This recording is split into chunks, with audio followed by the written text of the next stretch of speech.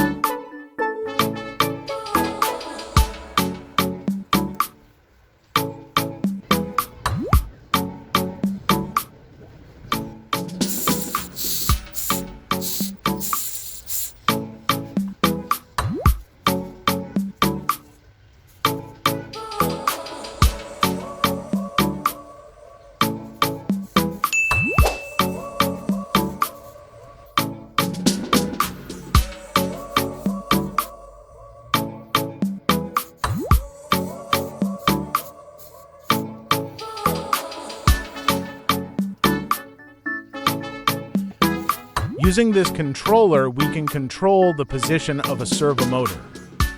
So we often find it used in robotics and automation, in our sea airplane and for the steering of remote control cars. In 3D printers, it can even be found in the automotive industry, used for cruise control and adjusting side mirrors. I hope you like this video and learned something new. Don't forget to like, share, and subscribe. Thanks for watching and see you next time.